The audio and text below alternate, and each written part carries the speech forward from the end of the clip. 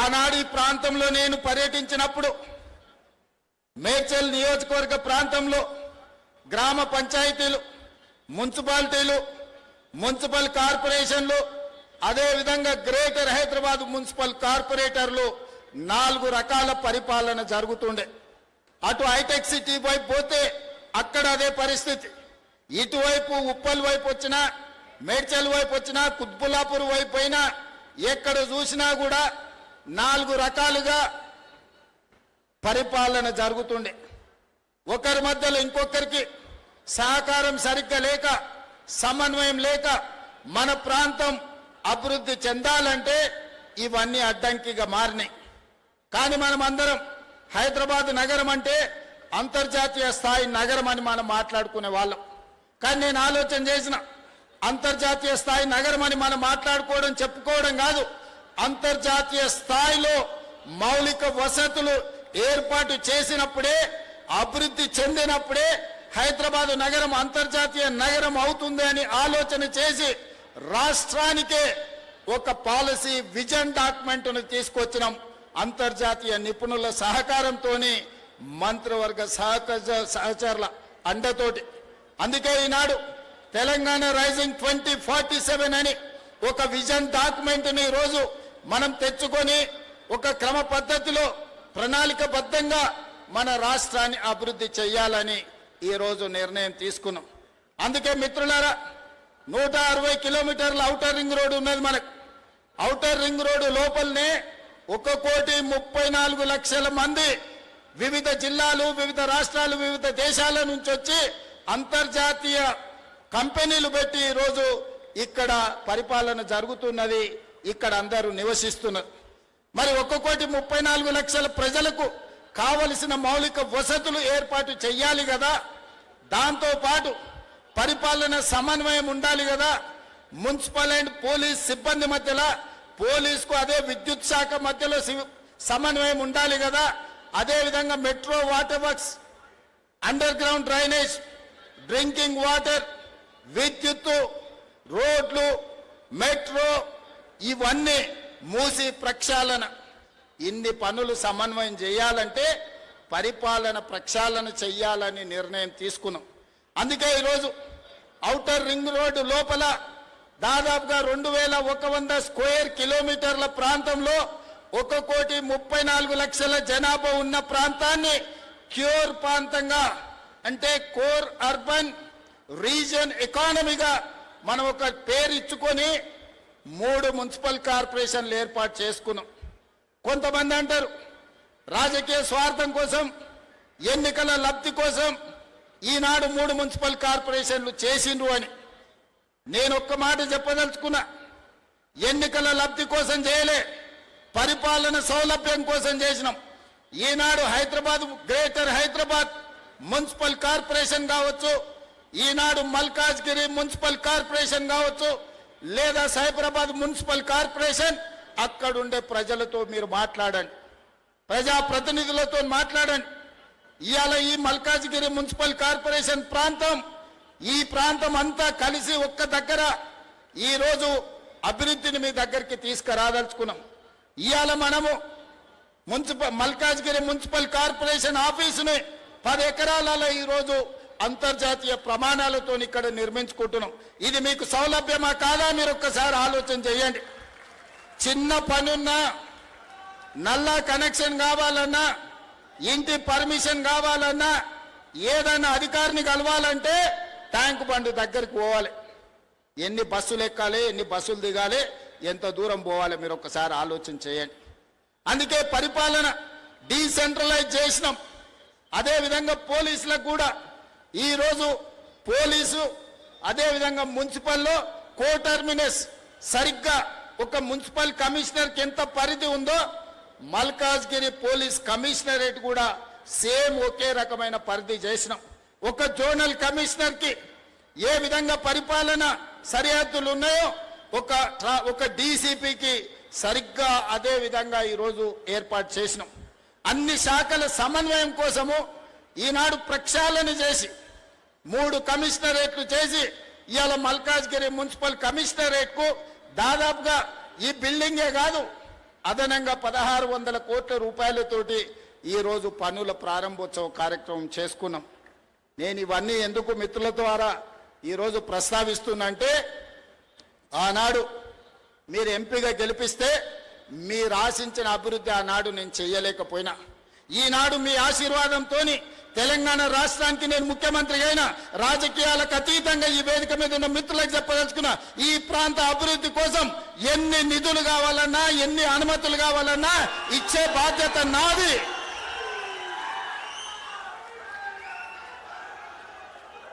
రోడ్లైనా, తాగనికి నీళ్ళైనా, మీ చెరువుల పునరుద్ధరణ సుందరీకరణ అయినా, మీకు ఏమి కావాలన్నా, మీ మెట్రో విస్తరణ కావాలన్నా, మీకు ఏం కావాలన్నా నేను చేయడానికి మీ సోదరుడిగా నేను సిద్ధంగా ఉన్నా. కాబట్టి మల్కాజ్గిరి మున్సిపల్ కార్పొరేషన్ పరిధిలో ఉన్న వివిధ రాజకీయ పార్టీల ప్రజాప్రతినిధులకు ఎన్నికలు వచ్చినప్పుడే ఎన్నికల గురించి మాట్లాడదాం, ఇప్పుడు అభివృద్ధి చేసుకుందాం, సహకరించడానికి నేను సిద్ధంగా ఉన్నా. నిధులు అనుమతులు ఇవ్వడానికి మా ప్రభుత్వం సిద్ధంగా ఉన్నది. మీకు కావాల్సిన అడిగి, మీరు కావాల్సిన గుర్తు చేసి మీరు సాధించుకోండి. ఇవాళ ఉప్పల్ ఎలివేటెడ్ కారిడార్కి బండారి రాజిరెడ్డి గారి పేరు నేను పెట్టిన. బండారి లక్ష్మారెడ్డి గారు ఈరోజు బీఆర్ఎస్లో ఎమ్మెల్యే ఉన్నాడు. నిజంగానే రాజకీయాలను దృష్టిలో పెట్టుకుంటే బండారి రాజిరెడ్డి అన్న పేరు నేను అక్కడ పెట్టుండేవాడినా, మీరు ఒక్కసారి ఆలోచన చేయండి. రాజిరెడ్డి అన్న ఈ ప్రాంతంలో ప్రతి పిల్లగానికి తెలుసు. మున్సిపల్ చైర్మన్గా, ఎమ్మెల్యేగా, టీటీడీ బోర్డు మెంబర్గా ఎవరు ఇంటికి వచ్చినా కూర్చోబెట్టి పనిచేసి, బిడ్డ ఈ పన్ను చేసుకోలేదనుంటే ఏం చేస్తాను, అన్ని కాలనీలు తిరిగి కాలనీ అసోసియేషన్లతో రాజిరెడ్డి అన్నకు అనుబంధం ఉంది. ఆయనలో నేను పార్లమెంట్లో నిలబడ్డప్పుడు ఎన్నో కాలనీలు నా వెంబడొచ్చి కాలనీ అసోసియేషన్ల అధ్యక్షులను పిలిపించి, అరే మనోనికి ఏం రాయా మంచోడు పని చేస్తాడని ఆ రోజు రాజిరెడ్డి అన్న చెప్పాడు. ఆనాడు కష్టాలలో ఉన్నప్పుడు రాజిరెడ్డి అన్న సాయం అందించడు. రాజిరెడ్డి అన్న ఈ ప్రాంత ప్రజలకు 40-50 ఏళ్ళు సేవలు అందించడు. ఇవాళ ఉప్పల్ ఎలివేటెడ్ కారిడార్కి రాజిరెడ్డి అన్న పేరు పెట్టుడు న్యాయమా కాదా, మీరు ఒక్కసారి ఆలోచన చేయండి. నేను ఇవాళ ఈ పేరు పెట్టడమే కాదు, ఎలివేట్ కారిడార్కు ఎవరు ఏడ్చినా, ఎవరు బాధపడ్డా ఆడ చౌరస్తల రాజిరెడ్డి గారి విగ్రహాన్ని కూడా పెడతాం, దానికి సంబంధించిన ఏర్పాట్లు కూడా చేసుకోండి అని నేను చెప్పదలుచుకున్నా. అదేవిధంగా ఎవరైతే మంచి చేస్తారో మంచిని మంచి అని గుర్తించే బాధ్యత మన మీద ఉన్నది. ఎన్నికలు వచ్చినప్పుడు రాజకీయాలు ఎట్లుండాలనో రాజకీయాలు అట్లా చేద్దాం. అదేవిధంగా ఈనాడు కొంతమంది మాట్లాడుతున్నారు, దాని గురించి ఒక 5 నిమిషాలు నేను చెప్పదలుచుకున్నా. ఇది రాజకీయ వేదిక కాదు, కానీ నేను గుర్తు చేయదలుచుకున్న మిత్రులందరికీ, ఇవాళ గుజరాత్లో అహ్మదాబాద్లో సబర్మతి రివర్ ఫ్రంట్ కట్టుకుంటారు. ఇవాళ ఢిల్లీలో యమునా నది రివర్ ఫ్రంట్ను అభివృద్ధి చేసుకుంటారు. ఇవాళ ఉత్తరప్రదేశ్లో గంగా నది రివర్ ఫ్రంట్ను మీరు అభివృద్ధి చేసుకుంటారు. మీరు ఇక్కడికి వచ్చి సబర్మతి రివర్ ఫ్రంట్ సూత్రాన్ని మా గుజరాత్లో మా మోడీ గారు ఎంత గొప్పగా చేసిండో అని. అయ్యా మాకేం అభ్యంతరం లేదు, మోడీ గారు సబర్మతి రివర్ ఫ్రంట్ చేయొచ్చు, ఢిల్లీ ప్రభుత్వం యమునా రివర్ ఫ్రంట్ చేయొచ్చు, యోగి ఆదిత్యనాథ్ దాస్ మీకు గంగా నది చేయొచ్చు. సంతోషం, మీరు బాగా చేసుకున్నారు. మరి మేము మూసీ నది ప్రక్షాళన చేసుకోవద్దా అని నేను అడుగుతున్నా. ఇవాళ అడ్డం పడుతున్న వాళ్ళు, ఇవాళ ఈ మూసీ రివర్ డెవలప్మెంట్ ఫ్రంట్ ద్వారా గండిపేట నుంచి గౌరెల్లి వరకు 55 కిలోమీటర్లు ఈ రోజు అంతర్జాతీయ స్థాయిలో మనం అభివృద్ధి చేసుకుంటే ఆర్థికంగా నగరం టూరిజంలో అభివృద్ధి పదం వైపు నడుస్తుంది. యువతకు ఉద్యోగ ఉపాధి అవకాశాలు వస్తాయి. మీరు కూడా ఉప్పల్ మూసీ పక్కన ఉన్నామంటే ఒక రివర్ ఫ్రంట్, న్యూయార్క్ న్యూజెర్సీ మధ్యలో హడ్సన్ రివర్ ఫ్రంట్ దగ్గర ఒక్కొక్క అపార్ట్మెంట్ 100 కోట్ల విలువ ఉన్నది. ఇవాళ మురికున్నందుకే ఈ భూముల విలువ లేదు కదా, ఇవాళ మురికున్నందుకే ఇక్కడ ప్రజలు నివసిస్తలేరు కదా. ఇవాళ ఈ మురికి నల్గొండ జిల్లా ప్రజలకు ఈరోజు కాలుష్యమై కాటేస్తుంటే నల్గొండ ప్రజల పట్ల కనికరం చూపించాల్సిన బాధ్యత ఈ ప్రభుత్వానికి లేదా? నల్గొండ జిల్లాలో ఆలేరు భువనగిరి ఆ ప్రాంతానికి వెళ్తే కొత్తగా పెళ్లిళ్ళైన ఆడపిల్లల్ని మగపిల్లల్ని ఊరు నుంచి పట్టణానికి పంపిస్తారు. ఇక్కడ ఉంటే ప్రెగ్నెన్సీ ప్రాబ్లం ఉన్నది, కలుషితమైన నీళ్లు తాగినా ఇక్కడ పండించిన పంట తిన్నా కడుపు కోతకు గురవుతారని చెప్పి ఈరోజు అక్కడ ఉండే తల్లులు తమ బిడ్డల్ని పట్నం పంపిస్తారు. అంత దుర్భరమైన పరిస్థితి.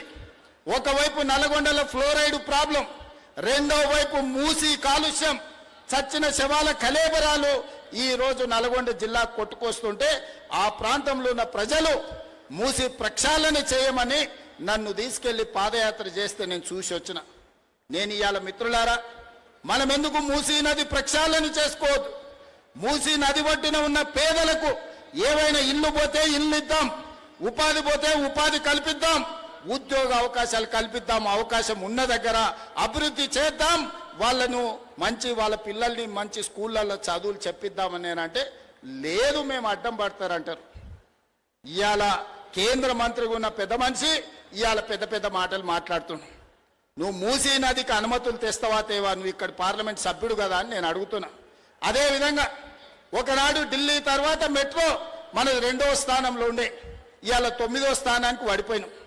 కారణాలు ఏవైనా ఉండని, అడ్డుపడ్డోళ్ళు ఎవరు, కాళ్ళలో కట్టెలు పెట్టింది ఎవరు, నేను మాట్లాడదలుచుకోలే. ఇవాళ మనకు తెలివి వచ్చింది, ఇవాళ మనం మెట్రోని విస్తరించుకోవాలనుకున్నాం.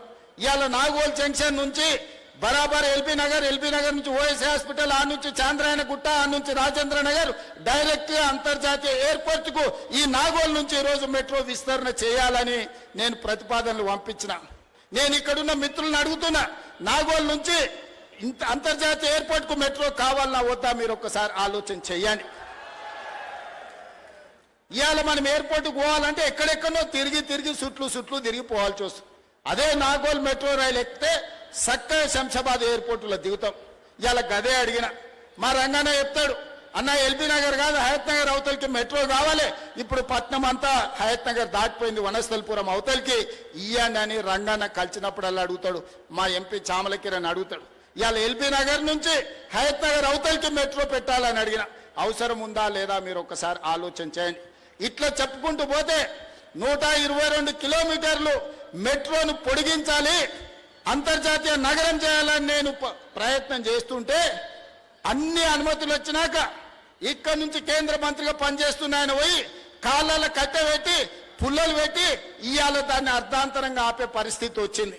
ఆయనను అడగాల్సిన అవసరం లేదా అని నేను అడుగుతున్నా.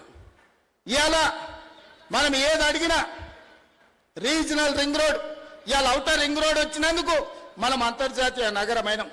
రీజనల్ రింగ్ రోడ్ వస్తే 360 కిలోమీటర్ల అభివృద్ధి జరిగితే ప్రపంచంతోనే పోటీ పడే సింగపూర్, టోక్యో, న్యూయార్క్ లాంటి పట్టణాలతోని ఈ రోజు మన హైదరాబాద్ పోటీ పడవచ్చు.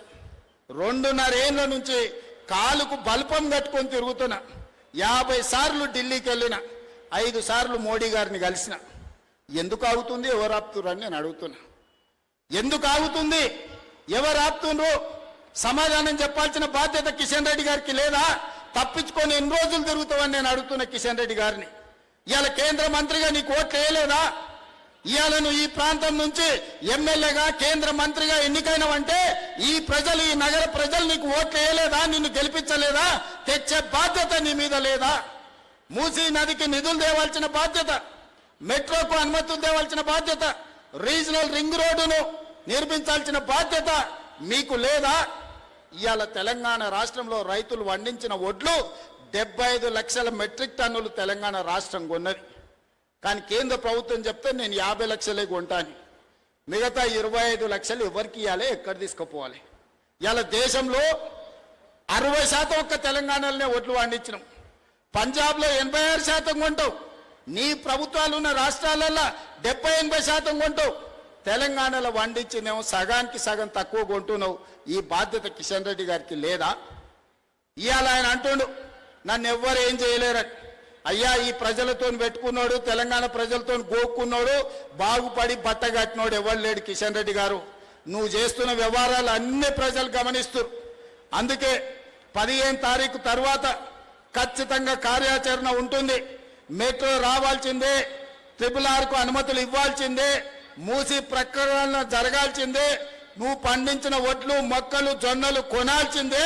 ఈ అన్నిటికీ నువ్వు సహకరించకపోతే బరాబర్ నీ సంగతి చెప్తాం. మళ్ళోసారి నేను చెప్పదలుచుకున్నా వారికి. వారు అంటారు నేను పుట్టింది ఇంట్లోనే, నేను చచ్చేది ఇంట్లోనే.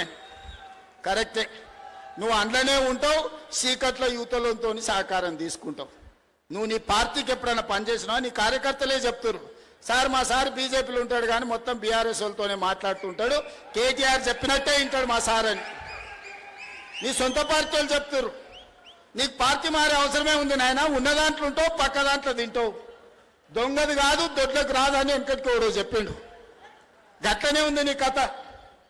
అందుకే ఉపన్యాసాలు ఆపు కిషన్ రెడ్డి గారు. నువ్వు అభివృద్ధి కోసం తెలంగాణకు అనుమతులు నిధులు అన్నప్పుడల్లా నేను కలిసి వస్తా అంటే నన్ను తీసుకుపోడు. అంత సీక్రెట్ ఏముంది? మీ మంత్రులే కదా కట్టర్, అశ్విని వైష్ణవ్ మీ మంత్రే కదా. ఏ మంత్రి అయినా మీ కేంద్ర మంత్రికి నేను కూడా నీతో పాటు వస్తా అని చెప్పిన. ఒక్క రోజన్నా నన్ను ఎంబడి ఉండి తీసుకెళ్ళిండా? ఈరోజు గోదావరి జలాలను అనుమతి తెచ్చుకోవడానికి తుమ్మిడేటి దగ్గర ప్రాజెక్టు ప్రాణహిత చేవెళ్ళ కట్టుకోవడానికి మహారాష్ట్ర ముఖ్యమంత్రి తప్పించుకొని తిరుగుతుండు. ఏందో అని కనుక్కుంటే కిషన్ రెడ్డి గారు నువ్వు అనుమతులు ఇవ్వద్దని చెప్పిండని వాళ్ళ ఆఫీస్ నుంచి సమాచారం. ఇదెక్కడి బుద్ధయ్యా? తెచ్చుకో, తీసుకురా ఇవన్నీ. తుమ్మిడేటి అనుమతి, మెట్రో అనుమతి తీసుకురా, రీజనల్ రింగ్ రోడ్డు తీసుకురా, మూసి ప్రక్షాళనకు నిధులు తీసుకురా, ఒట్లని కొను. నిన్నే ఎల్పీ స్టేడియంలో 1,00,000 మందిని పిలిచి పెద్ద ఎత్తున శాల్వ కప్పి గంట పెండారం తొడుగుతాం నీకే. మేమందరం కలిసి మా కార్యకర్తలు అందరూ కలిసి తెలంగాణకు సహకారం అందించు కిషన్ రెడ్డి గారు. సీకట్ల వాళ్ళతో గూడి పుటాని చేయకు. ప్రజలేమో అమాయకులు కాదు. ఓసారి అంబర్పేటలో చూపించారు 2014లో కాలేరు వెంకటేశ్వర్ ఏం చేసిండు ఆ రోజు 18లో నువ్వు గిట్లనే చేస్తే. అందుకే ఈనాడు నేను బీజేపీ మిత్రులకు బీఆర్ఎస్ మిత్రులకు నేను ఒకటే మాట చెప్పదలుచుకున్నా. ఇప్పుడు ఎన్నికలు లేవు, ఎన్నికలు వచ్చినప్పుడు 6 నెలలు రాజకీయాలు చేద్దాం. ఈ 2 ఏళ్ళు రాత్రి మగళ్ళు పనిచేద్దాం, కష్టపడదాం, మన నగరాన్ని అభివృద్ధి చేసుకుందాం. 100% నేను అండగా నిలబడతా. నా దగ్గరికి ఏ ఎమ్మెల్యే వచ్చినా అండ్లున్నా ఇండ్లున్నా మనతోనున్నా ఎవరికైనా పనులు చేపించే బాధ్యత నాది. వాళ్ళని ప్రజలు ఎమ్మెల్యేలుగా గెలిపించారు, నన్ను ముఖ్యమంత్రిగా గెలిపించారు. ఎవరైనా ప్రజా సమస్యల మీద వస్తే పని చేయడం నా బాధ్యత, ప్రాంతాన్ని అభివృద్ధి చేయడం నా బాధ్యత. అందుకే ఈనాడు రాజకీయాలకు అతీతంగా మన మహానగరాన్ని అభివృద్ధి చేసుకుందాం. ఈ మల్కాజ్గిరి మున్సిపల్ కార్పొరేషన్ పరిధిలో ఉన్న శాసనసభ్యులందరికీ, ప్రజాప్రతినిధులందరికీ నా విజ్ఞప్తి, మా రజతమ్మ మాజీ కార్పొరేటర్ కూడా నేను ఈరోజు చెప్పదలుచుకున్నా. తను మున్సిపల్లో కార్పొరేటర్గా చాలా బ్రహ్మాండంగా పనిచేసింది. ఈ ప్రాంతానికి అత్యధికంగా నిధులు తీసుకొచ్చింది, సమస్యలని అక్కడ ప్రస్తావించింది. అందుకే ఈరోజు మహిళల్ని ప్రోత్సహించే విషయంలో ఈ ప్రభుత్వం వెనక్కి పోదు. 100% మహిళల్ని ప్రోత్సహిస్తుంది. మంచి పనులు చేసుకోండి. ఈ మంచి పనులల్లా రాజకీయాలు పక్కన పెట్టి ఒకరినొకరు సహకరించుకోండి. మళ్ళొక్కసారి మాట ఇస్తున్నా, మల్కాజ్గిరి పార్లమెంట్ నియోజకవర్గ పరిధిలో ఆనాడు నేను మీరు ఆశించిన మేరకు న్యాయం చేయలేకపోయినా ఈనాడు మీకు మాట ఇస్తున్నా.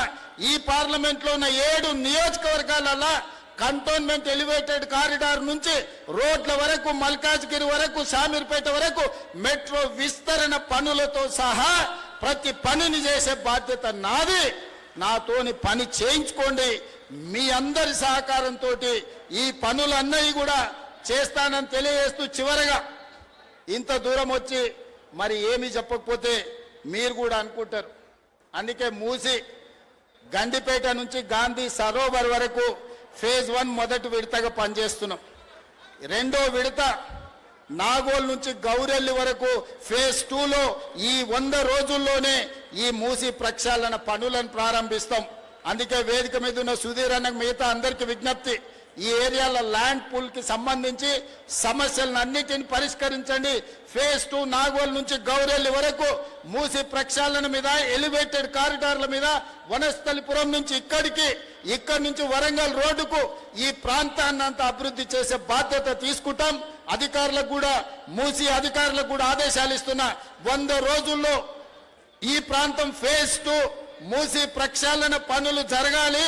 పూర్తి స్థాయిలో అంచనాలు వేయండి. పనులను అన్నిటినీ ప్రభుత్వ అనుమతులు తీసుకోండి.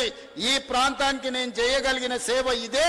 ఈ ప్రాంతాన్ని మూసిని ప్రక్షాళన చేసి ఈ ప్రాంతంలో ఉండే మౌలిక వసతులను ఈ రోజు అనుమతులు అన్నిటినీ ఇస్తాం. అదేవిధంగా ఎమ్మెల్యే గారు కొన్ని అభివృద్ధి కార్యక్రమాల కోసం అంశాలు ప్రస్తావించండు. మున్సిపల్ కమిషనర్ గారికి ఆదేశాలు ఇస్తున్నా.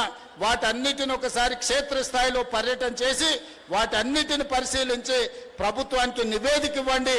మీకు అవసరమైన అన్ని అనుమతులు, నిధులు ఇచ్చే బాధ్యత నాది అని తెలియజేస్తూ మీ అందరి దగ్గర సెలవు